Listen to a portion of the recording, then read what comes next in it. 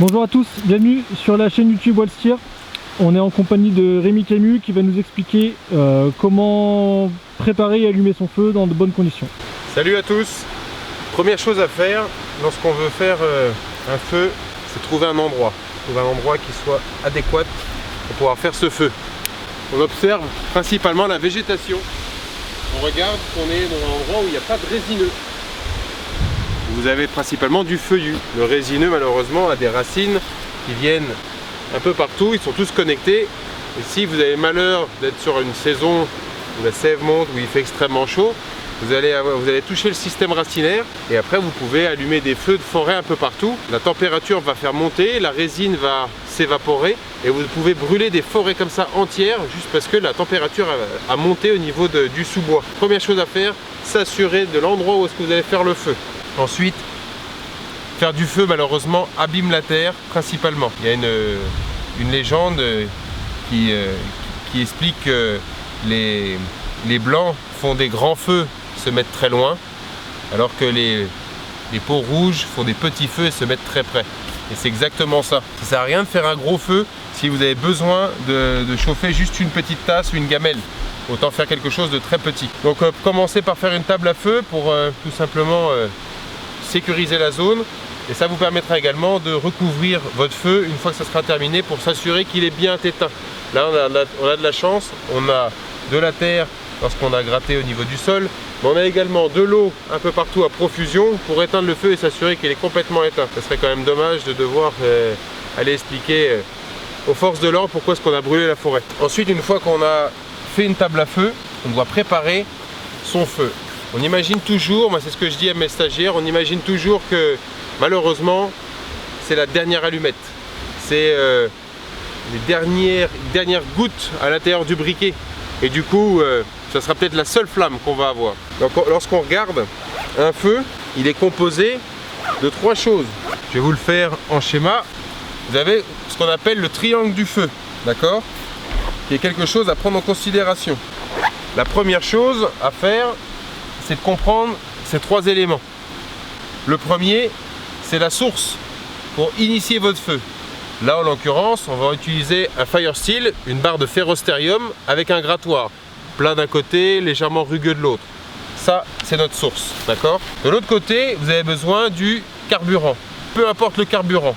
Du bois fera l'affaire. Un pneu, une claquette, une tongue, un t-shirt, n'importe quoi. Votre grand-mère si vous avez envie. Oui, c'est important, on ne sait jamais. Le carburant ici. Et ensuite, là, vous avez besoin du comburant. C'est tout l'oxygène qui est à cet endroit-là. Et à la fin, vous obtiendrez donc le feu, le triangle du feu. Je vais vous montrer une combustion parfaite de ce qu'on appelle le triangle du feu. Ni plus ni moins qu'un briquet, d'accord?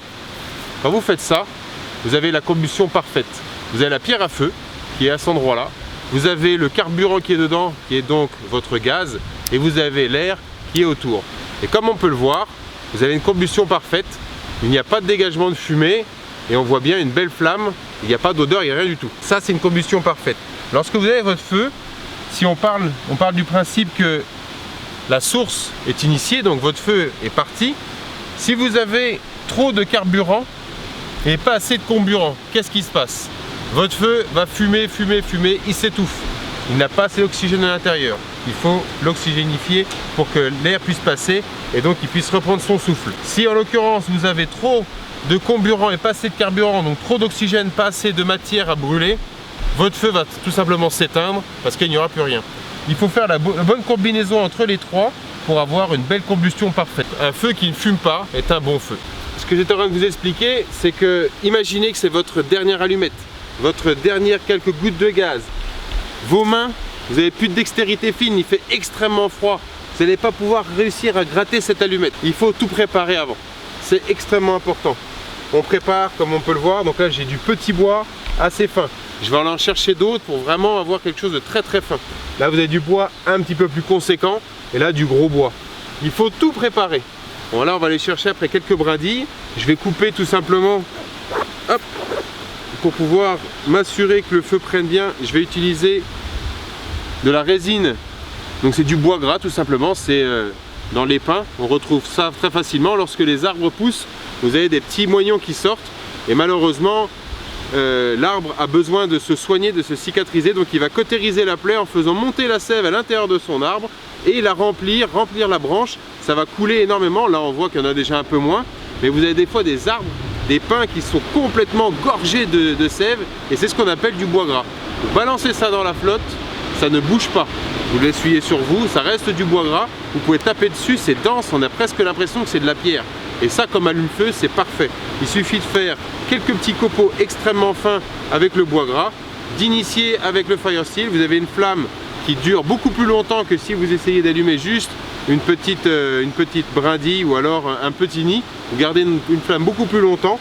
Et l'avantage, c'est que vous allez pouvoir ensuite mettre toutes vos brindilles par-dessus pour obtenir votre feu.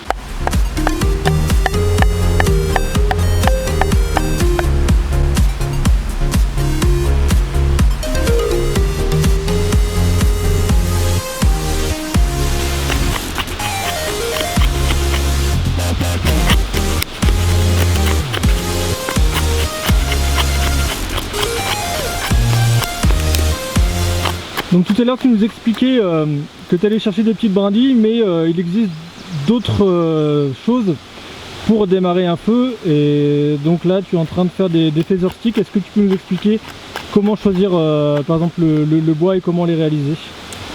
Alors effectivement, pour pouvoir allumer un feu, on peut utiliser donc des brindilles lorsque l'environnement le permet. Tout est sec autour de soi, c'est très pratique. Malheureusement, lorsque les conditions sont dégradées, il se peut que malheureusement tout soit recouvert d'eau, tout soit trempé, détrempé.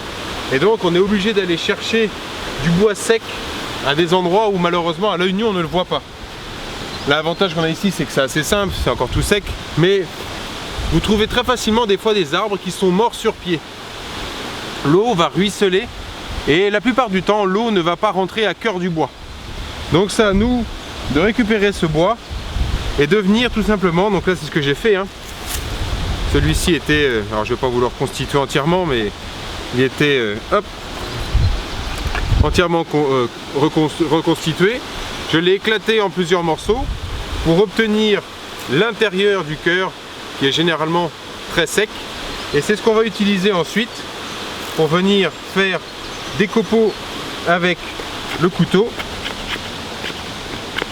Et puis ce qui est sympa, c'est qu'il peut y avoir des petites surprises. Parce que vous avez vu qu'il y avait une petite friandise à l'intérieur du bois mort. Donc en mode survie, tout apport protéines est bienvenu, hein. On peut manger, il faut être opportuniste et pragmatique. Et donc vous voyez tout ça, tous ces petits copeaux, en fait ils sont extrêmement secs. Et l'avantage, c'est qu'ils sont très fins.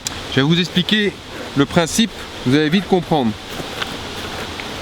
C'est très pratique pour expliquer aux personnes, mais un briquet fait toujours bien l'affaire.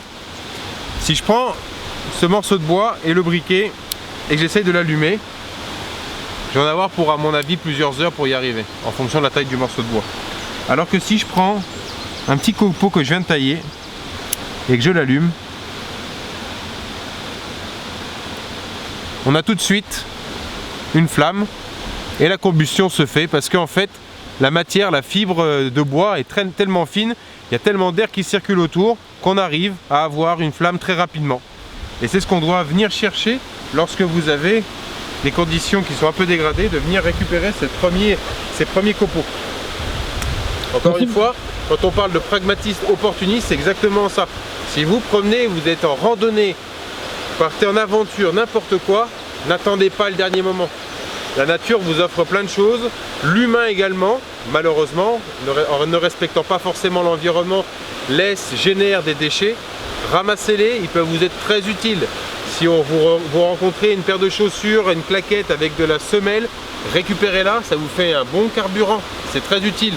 Si vous trouvez des brindilles extrêmement secs, de la paille à un endroit, vous la prenez, vous la mettez à l'intérieur de votre veste, en dessous de votre chemise, votre chaleur corporelle fera qu'elle va sécher et ça vous permettra d'allumer un feu si le soir, malheureusement, les conditions deviennent exécrables, avoir une pluie continue toute la nuit. On a constitué tous les éléments nécessaires pour le feu, les copeaux, les brindilles assez fines, taille moyenne, grosse taille et carrément la bûche pour avoir un foyer plus important si on veut cuire quelque chose ou se réchauffer pour de bon. Donc là on a notre carburant, le comburant autour. Je vais rajouter donc du bois gras pour pouvoir avoir ma source, mes premières flammes qui vont me permettre de pouvoir rapidement allumer tout le feu après.